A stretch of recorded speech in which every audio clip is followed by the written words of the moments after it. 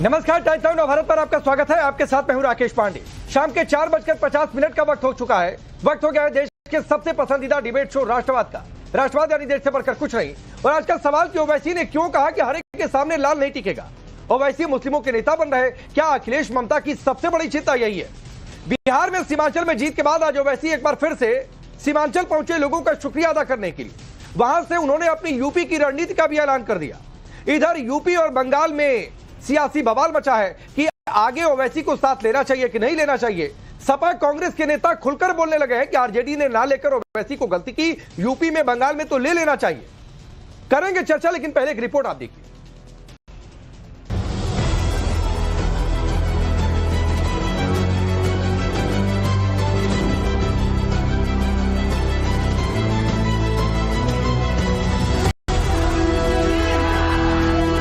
जो लोग कह रहे थे कि ये हमारा लाल किला है, हमने बता दिया कि हमारे हरे के सामने कोई लाल नहीं ठहर सकता।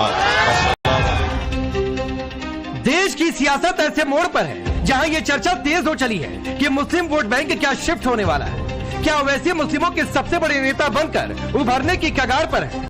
क्या सपा टीएमसी आरजेडी से मुस्लिम वोटर्स ओवैसी की ओर शिफ्ट हो रहे हैं? ये सारे सवाल इसलिए क्योंकि बिहार से ऐसा ही ट्रेलर देखने को मिला है। महागठबंधन वोटर सत्यापन को मुद्दा बनाने में लगा रहा। उधर सीमांचल में ओवैसी ने खेल कर दिया। ये सिलसिला यहीं नहीं रुका। बंगाल में दीदी वोटर सत्यापन को रोकने की इलेक्शन कमीशन से मांग कर रहे, बावजूद इसके कि सीमा पार कर भागते बांग्लादेशी बंगाल में घुसपैठियों के होने का प्रमाण दे रहे। यूपी में सपा भी वोटर सत्यापन का विरोध ये कहकर कर रही कि पीडीए समाज का वोट बंटने और कटने नहीं दिया जाएगा। इन सबके बीच आज ओवैसी सीमांचल पहुंचे। महागठबंधन से इनकार के बाद ओवैसी ने 5 सीटों पर न सिर्फ जीत हासिल की, बल्कि 2 सीटों पर महागठबंधन के लिए सीधे मुसीबत भी साबित होगा। अब एक और विपक्ष जहां वोटर सत्यापन पर सरकार और चुनाव आयोग को घेर रहा, वहीं ओवैसी इन सब बातों को बकवास बता रहे। ममता बनर्जी जो है एसआईआर का विरोध कर रहे हैं, तो उनसे पूछिए, मैं क्या बोल सकता हूँ। जो प्रोसेस है उनसे पूछिए, वो बोले। अब जैसा मैं सुना अखिलेश यादव का स्टेटमेंट आया, उन्होंने बोले एसआईआर की वजह से। कब तक आप एसआईआर ईवीएम के ऊपर बकवास बात करेंगे? छोड़िए इसको, आप देखिए आपकी कमजोरी कहां है। अगर आप इस तरह से सोचते रहेंगे कि हम ये हैं और हमको जनता वोट डालेंगी, ऐसा नहीं होने वाला है। अगर आप ये समझेंगे कि हम राजा हैं और वोटर हमारी प्रजा है, तो वो जमाना खत्म हो गया। ओवैसी ने बिहार में भी कांग्रेस आरजेडी से गठबंधन की मांग की थी। ओवैसी तो सिर्फ 6 सीटों की मांग कर रहे थे, लेकिन ऐसा नहीं हुआ। अब आगे यूपी बंगाल में क्या ओवैसी का सिक्का चलेगा? और अगर चल गया तो क्या मुस्लिम वोटर्स वैसे ही शिफ्ट होंगे जैसे बिहार में हुए? और अगर ऐसा हुआ तो सपा टीएमसी का क्या होगा? ये सियासत है। मैं अपनी पार्टी को लेके आगे बढ़ना चाहता हूं। मैं किसी के इंतजार में या फिराक में नहीं ठहर सकता। मैं उत्तर प्रदेश में काम हो रहा है शौकत साहब की क़यादत में। ओवैसी के इन्हीं तेवरों ने विपक्ष को सख्ते में भी डाल रखा है। सपा सांसद एससी हसन तो खुलकर कह रहे हैं कि बिहार में आरजेडी ने ओवैसी को साथ नहीं लेकर गलती की। हम तो यही कहेंगे कि सेकुलर फोर्सेस को बढ़ावा देने के लिए असदुद्दीन साहब को भी सपोर्ट करना चाहिए, उन लोगों को जो भाजपा को हरा सकते हैं। भले से हमारे साथ चुनाव लड़े, मैं तो बहुत छोटा सा कार्य करता हूं, लेकिन मेरी पर्सनल राय यही है कि असदुद्दीन ओवैसी साहब को भी गठबंधन में लेना चाहिए। अब अखिलेश 27 में ओवैसी को साथ लेंगे या नहीं, ये तो वक्त बताएगा। लेकिन इतना तय है कि मुस्लिम वोटर्स को साधने की कवायद उन्होंने जोर शोर से शुरू कर दी है।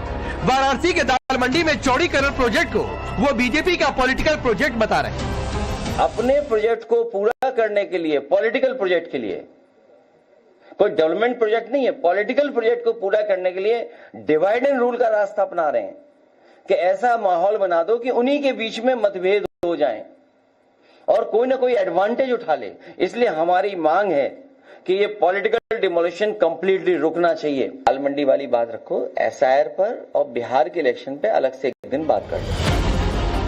जाहिर है मुस्लिम वोटर्स को साधने की कवायद अखिलेश को एसआईआर और बिहार चुनाव से ज्यादा जरूरी लग रही। मुस्लिम वोटों की ये रेस बंगाल में भी जोर पकड़ चुकी है। टीएमसी के विधायक हुमायूं कबीर 6 दिसंबर को बेलडांगा में बाबरी मस्जिद का फाउंडेशन रखने की बात कर रहे हैं। बाबरी मस्जिद 6 दिसंबर 2025 शनिवार वहाँ भित्ति स्थापन हो, 3 साल लगेगा वह खड़ा होने के लिए, तैयार होने के लिए। वही 6 दिसंबर आएगी तो उसका दिन ही भित्ति स्थापन होगी। बहुत सारे लोग रहेगा, कोई नाम लेने का जरूरत नहीं है। 2 लाख आदमी वहाँ इकट्ठा होगा और दास में 400 जाने माने आदमी सब उपस्थित रहेगा। तो क्या घुसपैठियों को भागता देखकर मुस्लिम वोटों की रेस में जीतने के लिए टीएमसी ने बाबरी वाला दांव चल दिया और इसीलिए जानबूझकर तारीख भी 6 दिसंबर ही रखी जा रही। लेकिन सवाल अपनी जगह है कि बिहार से सबक लेकर विपक्षी दल ओवैसी को साथ रखेंगे या अलग रखकर ही चलेंगे। ओवैसी तो 2 टूक सियासी महाभारत का शंखनाद कर रहे हैं। महाभारत नहीं होती थी अगर आप पांडवों को 5 गांव दे देते। हमने 6 सीट मांगा था, आपने नहीं दिया, पूरे कौरवा बर्बाद हो गए। इसीलिए तो मैं आपको बता रहा हूं, समझने में मैं हजारों ऐसे चेहरों। Bureau report, times now Bharat. दरअसल ओवैसी का जो आखिरी बयान आपने सुना कि शंखनाद कर रहे हैं वो, क्यों उनकी बातें महत्वपूर्ण है सुनिए। जब सीमांचल में पहुंचे हमारी सहयोगी श्वेता भट्टाचार्य वहां पर मौजूद थी, उन्होंने बातचीत की। सुनिए जरा इस बातचीत को ध्यान से। सीमांचल की इस जीत के बाद उत्तर प्रदेश में सुगबुगाहट बहुत तेज है। एक समीकरण को आपने ध्वस्त कर रख दिया है। अब ऐसा लग रहा है मुस्लिम कुछ चेहरे हैं उत्तर प्रदेश के जो ये कह रहे हैं कि अखिलेश यादव को हाथ मिला लेना चाहिए ओवैसी साहब से। नहीं मालूम मुझे वो क्या करेंगे नहीं करेंगे, और उत्तर प्रदेश में तो मैं जनवरी से वहां जाना शुरू करूंगा। हमारे प्रेसिडेंट शौकत अली साहब और वेस्टर्न, ईस्टर्न और सेंट्रल यूपी की टीम बड़ी मेहनत कर रही है। तो हम लोग पूरी कोशिश करेंगे, क्योंकि पहले तो लोकल बॉडी का इलेक्शन है वहां पर आइंदा साल, तो उसके लिए हम तैयारी कर रहे हैं। जाहिर है 27 में तो विधानसभा के चुनाव है, तो पूरी ताकत और प्लानिंग के साथ हम लोग लड़ने की तैयारी कर रहे हैं। इसी तरह का कोई गठबंधन यूपी में जिस तरह यहाँ पेशकश की थी आपने, लेकिन लोग माने नहीं। अब देखते हैं क्या होता है। देखिए हम भी नहीं चाहेंगे कि दोबारा उत्तर प्रदेश में बीजेपी की सरकार बने, मगर इसका ये मतलब नहीं है कि कोई आकर हमसे कह दे कि भाई आप चुनाव मत लड़िए और आप दरी बिछाइए। अगर आप सामाजिक न्याय को जो बोलते हैं अपनी जबान से, तो उस पर अमल करके दिखाइए। तो अंग्रेजी में बोलते हैं ना, वॉक द टॉक करिए। आप खाली एक नारा लगाकर आप बच के नहीं निकल सकते। एक बात उनको समझना चाहिए कि अल्पसंख्यक समाज का जो मुसलमान है वो बड़ा बाशऊर हो चुका है। वो अपने पॉलिटिकल, अपने कॉन्स्टिट्यूशनल राइट्स को समझता है। अगर आप वही अप्रोच या रविश अख्तियार करेंगे जो पिछले 30-40 साल चली आ रही है, तो उसको कोई कबूल नहीं करेगा। बंगाल में पिछली बार कोशिश की गई थी, इस बार रणनीति क्या रहेगी? क्या वहाँ के ताल्लुक से तो मीटिंग होगी, हम बात करेंगे, देखेंगे क्या हो। गठबंधन अभी तो सब बैठ के बात करेंगे, टीवी चैनल पे कैसा बोलेंगे इतना। चलिए मैं आपका परिचय आज के मेहमानों से करवाता हूं। आरपी सिंह भारतीय जनता पार्टी के नेता और प्रवक्ता, शादाब चौहान एमआईएम के नेता हैं, सुधा मिश्रा जी कांग्रेस पार्टी के नेता, फराज किदवई साहब समाजवादी पार्टी के नेता और प्रवक्ता, तौसीफ खान पॉलिटिकल एनालिस्ट है, टीएमसी का पक्ष रखते हैं, और जयंत जिज्ञासु आरजेडी के नेता और प्रवक्ता। आप सभी का बहुत बहुत स्वागत है। फराज किदवई, बेल्ट वेल्ट बांध लिया है आपने? यूपी में जनवरी में ओवैसी आ रहे हैं, आपके एक पूर्व सांसद कह रहे हैं कि गलती हो गई, आरजेडी को ले लेना चाहिए था, यहां भी ले लेना चाहिए।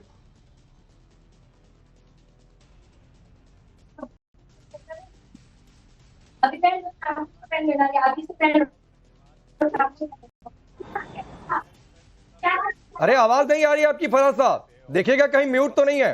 आपने शुरुआत की, आवाज नहीं आ रही है। अरे आपकी यूनिट है सर। अब आई आ गई बोलिए। आवाज जी मैं कह रहा हूं कि बहुत अच्छी शुरुआत की राकेश जी आपने, कि बेल्ट बांध ली है। बहरहाल मैं पैजामा पहने हुए हूं तो मैंने कमरबंद बांधा रखा है। अच्छा पेटी कह देते हैं, चलिए सीट तो, बेल्ट कह देते हैं, क्या दिक्कत है? क्या है? हाँ जी।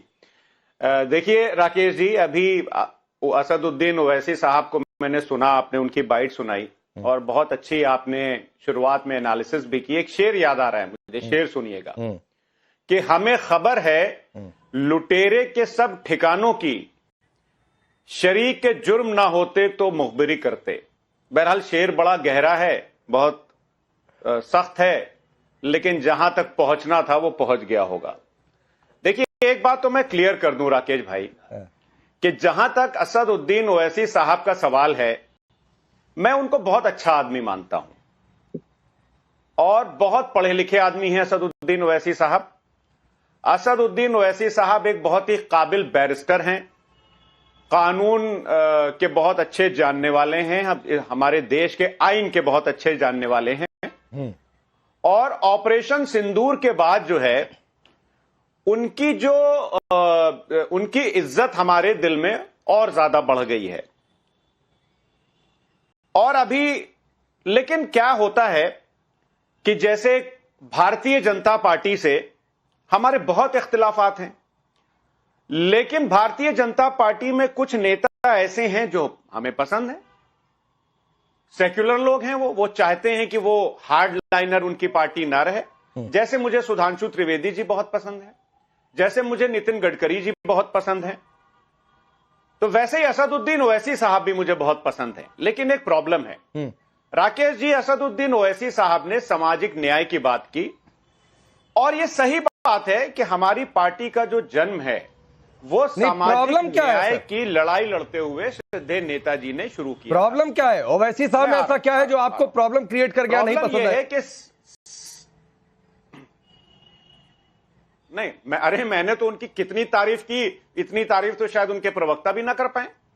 लेकिन ओवैसी साहब ने जो सामाजिक न्याय की बात की, तो अगर मेरा सामाजिक न्याय राकेश पांडे तक महदूद हो जाए तो वो सामाजिक न्याय नहीं कहलाता है। मेरे सामाजिक न्याय में शादाब साहब भी आने चाहिए, मेरे सामाजिक न्याय में आरपी सिंह साहब भी आने चाहिए, मेरे सामाजिक न्याय में तौसीफ खान साहब भी आने चाहिए, मेरे सामाजिक न्याय में जयंत जिज्ञासु जी भी आने चाहिए, और जो हमारी बहन बैठी वो भी आनी चाहिए। ठीक। तो आदरणीय लालू प्रसाद यादव और श्रद्धेय नेताजी ने जो सामाजिक न्याय की लड़ाई शुरू की, उसमें इस देश के दबे कुचले पसमानदा सब लोग आते थे। अब प्रॉब्लम कहां है? प्रॉब्लम यह है कि अगर आप AIMIM का फुल फॉर्म बोलिएगा तो ऑल इंडिया मजलिस इत्तेहादुल मुस्लिमीन, इसको अगर अंग्रेजी में ट्रांसलेट करिएगा तो इसका मतलब निकलता है यूनिटी फॉर मुस्लिम्स। तो मैं ओवैसी साहब से आपके माध्यम से यह पूछना चाहता हूं, क्या यह देश सिर्फ मुसलमानों का है? नहीं फराज किद भाई, आप ये जो बात कह रहे हैं, ये सवाल आपसे पहले दसियों बार मैं पूछ चुका हूं MIM के नेताओं और प्रवक्ताओं से कि आप तो सिर्फ मुसलमानों की बातचीत करते हैं। लेकिन सर आपने प्रॉब्लम की बात कही ना, मैं तो सवाल जो आप घुमाकर कहना चाह रहे हैं मैं सीधे पूछ लेता हूं। क्या RJD की तरह, तेजस्वी यादव की तरह आप ये कहना चाहते हैं कि असदुद्दीन ओवैसी एक्सट्रीमिस्ट है? नहीं, बिल्कुल नहीं है। तो फिर बिल्कुल एक्सट्रीमिस्ट नहीं, तो मैंने तो बोला वो देशभक्त हैं भाई। नहीं तो देशभक्त है, फिर कह रहे हैं कि आप पार्टी के नाम पर चले गए। मैं तो ये तो पहली बार मैं किसी पॉलिटिकल पार्टी का स्टेटमेंट सुन रहा हूं जो MIM के नाम पर अभी तक पत्रकार सवाल खड़ा करते थे। अरे सर, मतलब जो आदमी, नहीं देखिए, यहां पर मैं आपसे डिसएग्री करता हूं।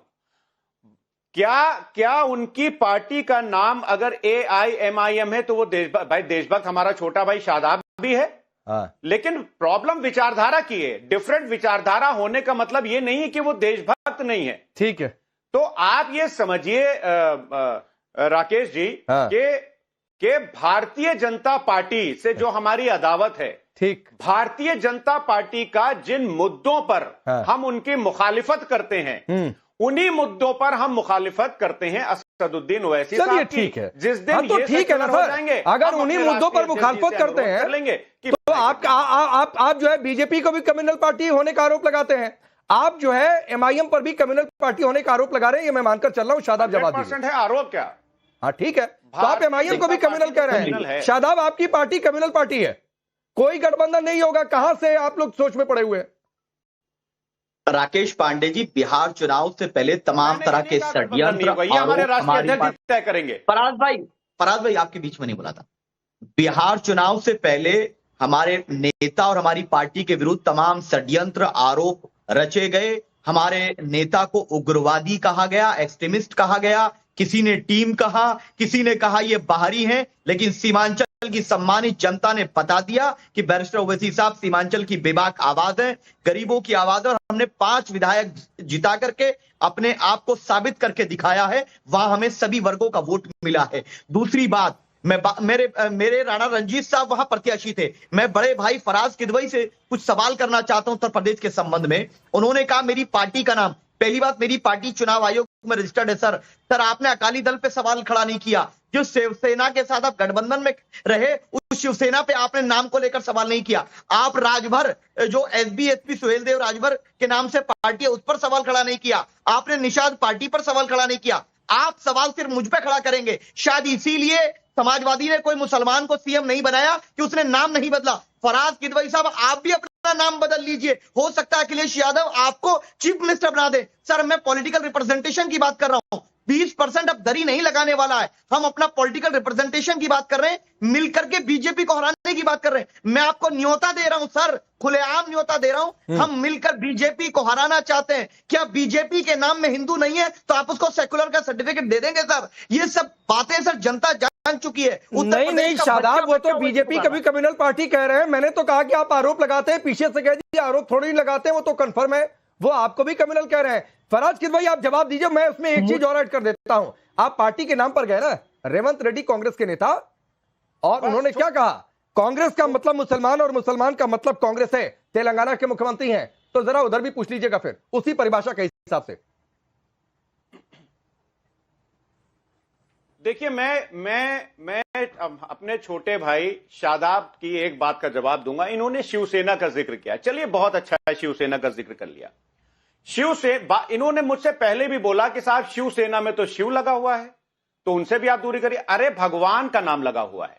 जिस दिन हिंदू सेना कर देंगे, हम अपने राष्ट्रीय अध्यक्ष जी से बोलेंगे कि शिवसेना मतलब अगर अल्लाह नहीं, अल्लाह नाम होते हैं, कोई शिव कहता है, कोई अल्लाह कहता है, कोई जीसस कहता है। अरे सुनिए, भगवान का संबंध धर्म से नहीं है। अरे सर सुनिए, अरे शादाब भाई, अरे अब पूरा तो करने दीजिए। आपने शिवसेना की बात करी, तो अगर शिवसेना भगवान का नाम है, मान लीजिए आप अगर अल्लाह का नाम लीजिए तो हमें कोई वो नहीं है, लेकिन अल्लाह तो सबका है। आरपी सिंह साहब का भी है, हमारा भी, आपका भी, राकेश जी का है। वो भगवान बोलते हैं, हम अल्लाह बोलते हैं। वैसे ही अगर उन्होंने भगवान का नाम लगाया हुआ है, लेकिन अगर हिंदू सेना वो रख देते तो हम अपने राष्ट्रीय अध्यक्ष जी से ये अनुरोध कर सकते थे कि साहब उनसे गठबंधन ना। तो हिंदू से दिक्कत। दूसरी बात, अभी आपने बोला कि AIMIM से फराज किदवई, तो आपको हिंदू से दिक्कत नहीं? हिंदू से दिक्कत नहीं, हिंदू से दिक्कत है। अरे आप बिल्कुल हिंदू से दिक्कत नहीं, यही समझ में आ रहा है। नहीं, सुनिए, बात तो सुनिए। हिंदू सेना लगा दे तो दिक्कत हो जाएगी। मैं ये बोल रहा हूं, अरे शिवसेना है तो ठीक है, बात तो आने दी। मैं इसलिए बोल रहा हूं, अरे वो खाली फिर हिंदुओं की पार्टी हो जाएगी ना, तो वो कम्युनल हो जाएगी। शिवसेना मुसलमानों की पार्टी है। पूरी बात सुनिए। अभी शादाब भाई ने कहा, अरे सर सुनिए, ये गलत बात है। देखिए, मैं बीच में बोलता नहीं हूं राकेश भाई। हाँ, बोलिए। अभी शादाब भाई ने कहा कि क्या खुला न्योता है, आप AIMIM में, कि आप AIMIM में आ जाइए, या कुछ भी इन्होंने बोला। जब तक मुस्लिमीन इनकी पार्टी में रहेगा, मैं फांसी लगाकर मरना पसंद करूंगा, उस पार्टी की तरफ देखना नहीं पसंद करूंगा। अच्छा ठीक। जब तक के इस देश, जैसे वो कहा गया है ना। अच्छा फराज भाई, मैं इसमें बीच में आता हूं। फराज भाई, मैं बीच में आता हूं। शराब एक मिनट दीजिए। आपने कहा, जब मैंने कहा कि गठबंधन नहीं होगा, आपने कहा पलट के, अरे ना, ये तो फैसला पार्टी के राष्ट्रीय अध्यक्ष अखिलेश यादव करेंगे कि ओवैसी के साथ गठबंधन करना है कि नहीं करना है। अभी आप कह दिए कि जिस दिन होगा तो मैं जहर पी लूंगा, मर जाऊंगा, लेकिन देखूंगा नहीं। अब मान लीजिए कल को अखिलेश यादव अगर ओवैसी से गठबंधन का फैसला कर लेते हैं, नहीं, तो फिर मेरी रिक्वेस्ट है, कोई गलत कदम मत उठाइएगा। सर 10 सेकंड, मैं राकेश भाई 10 सेकंड। अरे मैं गठबंधन के, आपने सुना ही नहीं। मैं इन्होंने इन्विटेशन दिया AIMIM में आने का, उस पर मैंने बोला। अरे नहीं भाई, इन्विटेशन MIM में आने का नहीं दिया, वो गठबंधन का इन्विटेशन दे रहे हैं कि जैसे बिहार में कहा था कि 6 सीट दे दो, वैसे ही यहां पर भी वो गठबंधन की बात कर रहे हैं। राकेश भाई 10 सेकंड, एक मिनट नहीं, अगर उन्होंने न्योता नहीं दिया था तो मैं अपने शब्द वापस लेता हूं। अगर उन्होंने न्योता नहीं दिया था तो मैं अपने शब्द फराज भाई, आज पहली बार मैं आपको फंसता हुआ दिख रहा हूं। शादाब बोलिए। देखिए, पहली बात तो मैं फराज भाई से कह रहा हूं कि आप हमसे असहमत होइए, लेकिन आपसे हाथ जोड़ के रिक्वेस्ट कर रहा हूं कि इस्लाम में खुदकुशी हराम है, तो आप मरिए मत, आप मरने की बात मत करिए। आप हमारे भाई हैं, मिलकर के जिएंगे। आप विरोध करिए हमारा, हम गले लगाएंगे आपको, वो अलग चीज है। दूसरी बात, मेरे भाई, यही कौरवों वाला अहंकार तेजस्वी यादव जी को बिहार में था और उनका क्या हाल हुआ, वही हम कह रहे हैं उत्तर प्रदेश में। अखिलेश जी अगर अहंकार त्याग करके मिलकर बीजेपी को हराना चाहते हैं तो अच्छा है, नहीं तो पांडवों ने 5 गांव मांगा था, आज भी हम अपने आबादी के अनुपात के हिसाब से सीट मांग रहे हैं, लेकिन अगर आप नहीं देंगे तो उत्तर प्रदेश की जनता। ठीक है शादाब, ठीक है। सुधा मिश्रा जी, अभी फराज किदवई ने एक बात कही कि जिस पार्टी की पहचान धर्म से अगर जुड़ गई तो समाजवादी पार्टी उसके साथ रहेगी नहीं। अब रेवंत रेड्डी वाला सवाल का जवाब फराज किदवई ने तो दिया नहीं, लेकिन रेवंत रेड्डी ने कहा कांग्रेस मतलब मुसलमान, मुसलमान मतलब कांग्रेस, धर्म की पहचान से जुड़ा जा रहा है। तो भाई फिर क्या होगा 27 में? 10 सेकंड और दे दीजिए राकेश जी। अच्छा शादाब 10 सेकंड मांग रहे हैं, 10 सेकंड दे दीजिए सुधा जी, बोलिए शादाब जल्दी। हाँ, मैं फराज भाई से सवाल कर रहा हूं, उन्होंने कहा जिसमें धर्म और जाति, राजभर सोहेल देव भारतीय समाज पार्टी जो है उसमें बाकायदा राजभर है नहीं, निषाद पार्टी है। नहीं छोड़ दीजिए शादाब, मुझे नहीं जाना है। मतलब जो पार्टी जातियों की सियासत करे वो कहे कि जहां जाति की पहचान। अब यहाँ पर समाजवादी पार्टी और आरजेडी कम से कम ये जातियों की बातचीत तो करते हैं ना अपनी पॉलिटिक्स में, तो ये अगर कहे कि जहां जाति की पहचान, तो ये थोड़ी सी समझ से परे है। खैर सुधा जी आप जवाब दीजिए जो पूछा आपसे। राकेश जी, कैसे किसी बात को तोड़ मरोड़ के बीच में डिबेट के बातों के अलग अर्थ निकाले जाएं, आज इस डिबेट में दर्शकों को स्पष्ट हो जाएगा। अच्छा, फराज किदवई भाई क्या कह रहे थे और उस बात को कैसे निकाला गया। उन्होंने उन नामों की बात की क्योंकि संवैधानिक रूप से इस देश में सभी को अपनी अपनी चीजों को कहने, बोलने, रहने का अधिकार है। बात पार्टी के नाम पे हिंदू मुस्लिम की हो रही थी, आपने उसको एकदम अलग जोड़ दिया और फराज भाई को आप लोगों ने न मरने और न करने की सारी हिदायत भी दे दी। तो इसे कह सकते हैं कि कैसे किसी बात को तोड़ मरोड़ के एक बार कही जाए और पूरे बातों के मायने निकाल दिए जाए, ये दर्शक जान सकते हैं। जहां तक आते हैं कि कांग्रेस को कोई क्या कहता है, भाई इस देश में पिछले 11 वर्ष में कांग्रेस का नाम लेके ही चल रही है सियासत। कोई नहीं मैडम कोई नहीं, रेवंत रेड्डी मुख्यमंत्री के पद पर है, तो कोई नेता नहीं है। कांग्रेस मतलब मुसलमान, मुसलमान मतलब कांग्रेस, ये कोई सड़क चलता आदमी नहीं बोल रहा है या कोई सड़क चलता कार्यकर्ता भी नहीं बोल दे रहा है। और मैं आपकी जानकारी के लिए थोड़ा सा और दुरुस्त कर देता हूं आपको जवाब देने में शायद थोड़ी और मुश्किल हो जाएगी। इरफान अंसारी नाम आपको पता होगा, बिहार में आपके ऑब्जर्वर, शादाब तो शायद ज्यादा बेहतर हो सकता है कि जानते हो। उन्होंने क्या कहा कि हाँ ओवैसी को साथ नहीं लेना गलती एक तरीके से हुई, सही समय पर सही जगह बात नहीं रखी ओवैसी ने। मैं ऑब्जर्वर था और युवाओं पर बहुत असर पड़ा है जो ओवैसी ने बातें कही। अब बोलिए। आप हमारे प्रवक्ता नहीं है ना, हमारी बात भी सुन लीजिए। आप तो लगातार बीच में इंटरप्ट, मतलब 5 सेकंड बोलो नहीं, आप लोग नहीं मैं बस ऐड कर रहा था, पूरी बात आती थी आप लोग इंटरप्ट कर देते हो। अरे सुन भी लिया करो। आपने प्रश्न पूछा, उत्तर में देने का अधिकार अगर दिया तो बोलने दिया करिए आप। बोलिए। अब मैं अपनी बात का उत्तर, आपको लगता है इस देश में जितनी भी जनसंख्या है, चाहे वो हिंदुओं की हो, चाहे मुस्लिमों की हो, चाहे ईसाइयों की हो, चाहे जिनकी भी अल्पसंख्यकों की जनसंख्या हो, कोई भी पार्टी क्या ये डिक्लेयर कर सकती है कि किस पार्टी को कौन से लोग वोट दे रहे हैं? जो आप लोग बैठ के यहाँ पे हिंदू मुस्लिम और बातों की सियासत करते हैं, क्या कोई भी पार्टी का या इसमें मौजूद लोग कह सकते हैं कि किसने वोट दिया और कौन?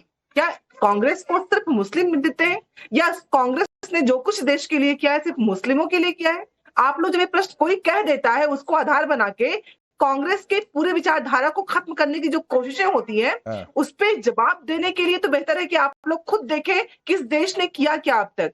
कांग्रेस को अगर रेवंत रेड्डी कह दे रहे हैं कि कांग्रेस का मतलब मुसलमान, तो अगर कह दिया तो क्या मुसलमान इस देश के नहीं है क्या?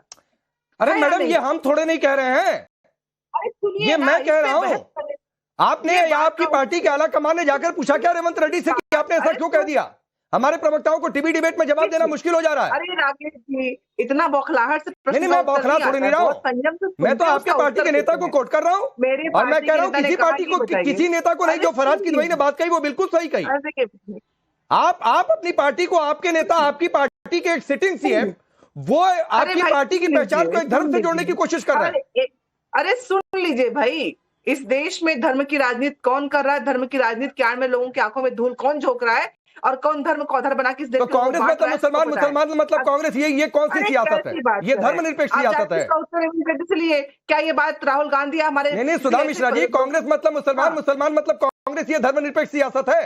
तो आप बता दीजिए, मेरा थोड़ा सा आज ज्ञानवर्धन हो जाएगा इसी बात रेवंत रेड्डी पर। क्या हमारे अध्यक्ष है? रेवंत रेड्डी क्या राहुल गांधी क्या कोई ऐसी बात है जो विचारधारा की लाइन से आई है? आप लोग किसी लाइन को उठाएंगे, आप इनके पार्टी में किसी नेता कहे हुए शब्दों को लेके कहेंगे उनका व्यक्तिगत बयान है। मैं और कहिए तो कोट कर दूं, आपके दर्जन भर नेताओं को कोरोना को भगवान कृष्ण ने भेजा, हिंदू का अर्थ भयानक है, कहिए तो शर्म आ जाएगी। दर्जन भर नेताओं कहिए तो और कह दूं, दर्जन भर नेताओं को सुनवा दूं।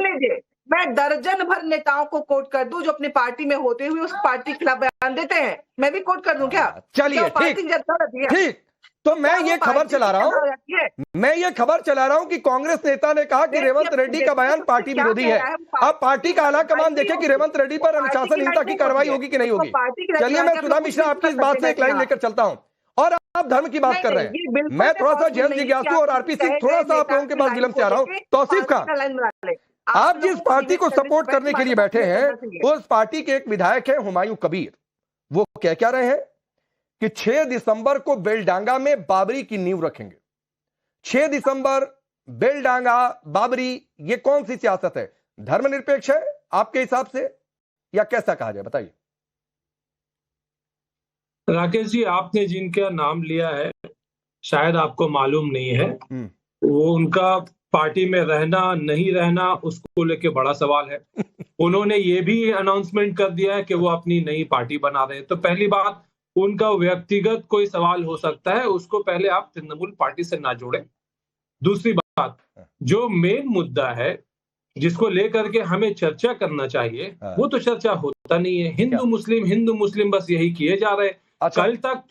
कल तक तो दुबई एयर शो में हमारा प्लेन का ऑयल लीक होता था, आज तो हमारा एयर क्रैश भी हो गया। हमने अपने जाबाज पायलट को भी खो दिया। भारत सरकार क्या कर रही है? देश की जनता को हिंदू मुस्लिम में भिड़ा करके रख रही है।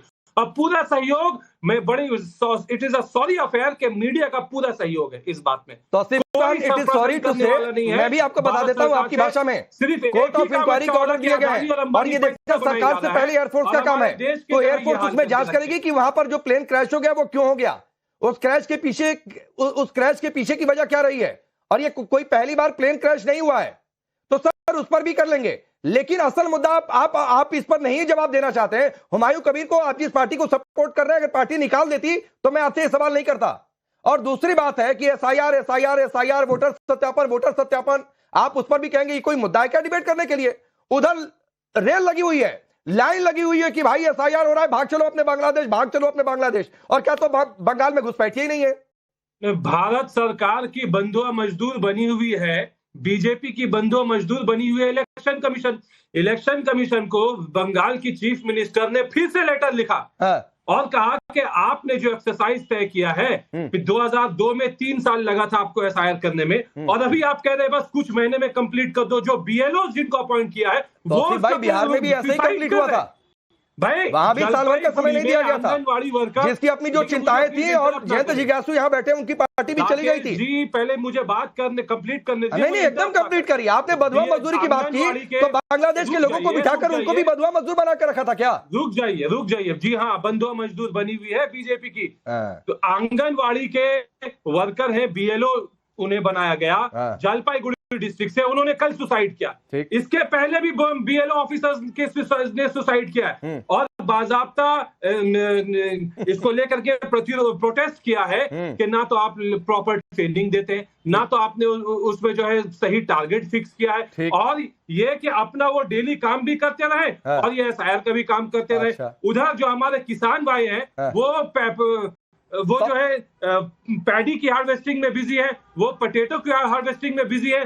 पूरा महीना दिसंबर तक चलिए RP Singh ji, tight schedule है। ये सब बोलेंगे, लेकिन जो बांग्लादेश सीमा पर बंगाल छोड़कर भाग रहे हैं घुसपैठिए, दिल्ली से उन पर नहीं बोलेंगे तौसीफ खान, हुमायूं कबीर पर नहीं बोलेंगे, लेकिन कहेंगे कि आपने बधुआ मजदूर बनाकर रखा है चुनाव आयोग को। हुमायूं कबीर ने, आपको मालूम नहीं है, उठा करके तो निकाल दीजिए ना सर पार्टी से। मैं कहता रहा हूं तौसीफ, जाकर कहिए कि पार्टी से निकाल दीजिए। हुमायूं उस दिन सवाल नहीं करूंगा ना टीएमसी के प्रवक्ता से ना किसी समर्थक से। आरपी सिंह रिप्लाई करिए। आपको चैलेंज करता हूं, आप दिखाइए हुमायूं कबीर का स्टेटमेंट क्या जहां पे वो कह रहे हैं कि वो नया पार्टी अनाउंस कर रहे हैं। आप दिखाइए ना, आप दिखाते क्यों नहीं? क्या चीज का भेजिए, अभी दिखा दूंगा, आप दिखा दीजिए। मैं आपको कह रहा हूं मोबाइल में प्ले कर दीजिए, दिखा दूंगा सर, लाइव शो है, अप्रूवल के बिना मुझे कोई दिखाने में गुरेज नहीं है, जो सच है वो दिखा दूंगा। आरपी सिंह, उसका वीडियो आपको अप्रूवल नहीं मिलेगा बीजेपी मीडिया सेल से कि हुमायूं कबीर का वो वीडियो। आरपी सिंह बोलिए, आपको अप्रूवल नहीं मिलेगा। आप सर दिखाइए ना कि पार्टी ने कह दिया हो कि निकाल रहे हैं, हुमायूं कबीर को निकाल रहे हैं पार्टी से, आप दिखाइए तो सही। आप निकालिए, आपको समय देता हूं, तब तक आरपी सिंह को सुनिए। जमानत जब्त हो जाएगी, आपको जो है मीडिया बंद हो जाएगा अगर आप जो है। सर मीडिया के बंद होने की चिंता कोई राजनीतिक दल ना करे, और मैं चुनाव नहीं लड़ रहा हूं कि मेरी जमानत जब्त हो जाएगी। अब आरपी सिंह को सुनिए। तौसीफ भाई हो गया, तब तक आप निकाल लीजिए, टीएमसी का कोई ऑफिशियल वर्जन हो तो आरपी सिंह को सुन लीजिए।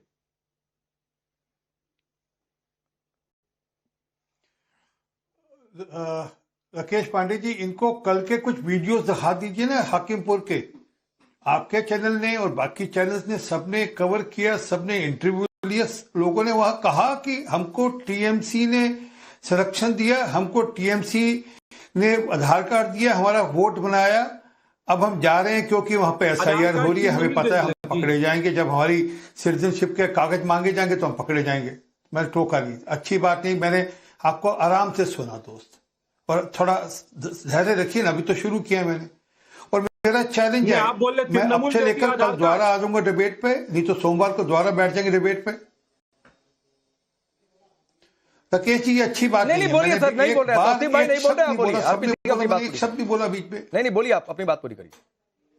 तो मेरा चैलेंज है हुमायूं कबीर को ये नोटिस दे दें कि आपने एंटी पार्टी एक्टिविटी की है, ये कहकर कि मैं 6 दिसंबर को बाबरी की नींव रखूंगा, ये कह दें। ये नहीं कह सकते, ना करेंगे, क्योंकि सबके लिए एक वोट बैंक है, उस वोट बैंक से आगे देखते नहीं। अभी मेरी कांग्रेस वाली बहन रिबन्स रेड्डी को लेकर इतना कुछ कह रही थी। अरे अभी जुबली जो हॉल का जो सीट लड़ी गई वहां पर, उस सीट पर भी वहां पर आपने एआईएमएम के साथ मिलकर चुनाव लड़ा है, समर्थन है आपका। मेरा रिक्वेस्ट है सपा के प्रवक्ता से, आपका तो अलायंस है ना कांग्रेस पार्टी के साथ, और कांग्रेस पार्टी का अलायंस है एआईएमएम के साथ, तो बता दीजिए ओवैसी साहब के साथ उनका अलायंस है, तो बता दीजिए कि आप कैसे कहते कि अगर वो अपनी नाम से मुस्लिम नहीं हटाएंगे तो हम कैसे उनके साथ जाएंगे। और रेड्डी साहब तो ओपनली कह रहे हैं, खुलेआम कह रहे हैं कि हम मुसलमानों की पार्टी हैं, मुस्लिम हमारे साथ है, हम मुसलमानों की पार्टी हैं। ये पहली बार नहीं हुआ। याद करिए 2018 में राहुल गांधी ने भी कहा था कि we are a Muslim party, और ये तो छपा था, अखबारों में भी छपा था, तब के अखबार इनकलाब में भी छपा था। तो इनको असल में एक वोट बैंक दिखता है, उसके चलते ये सब कुछ नजरअंदाज कर सकते हैं। परंतु अफसोस ये है कि ये जो हमारे मित्र अभी टीएमसी का समर्थन कर रहे थे, ये वो लोग हैं जिन्होंने कहा कि हम सीए लागू नहीं होने देंगे। अरे फिर सीए लागू हो रहा है, ठीक, और सीए लागू करने का लाभ मिलेगा। ठीक है सर, जरा का लाभ दिखेगा। पहले तो जयंत भाई थोड़ी माफी, बहुत देर से आपके पास आ रहा हूं, समय भी जाहिर सी बात है कम ही रहेगा। लेकिन जयंत भाई, अब आप लोग मानेंगे कि वाकई गलती हो गई, ओवैसी को नहीं लेना, सीमांचल में नुकसान, 2 सीटों पर डायरेक्ट नुकसान, और अब तो कांग्रेस और सपा के नेता भी कह रहे हैं कि बहुत बड़ा असर पड़ा है ओवैसी के कहने का लोगों की बातों पर।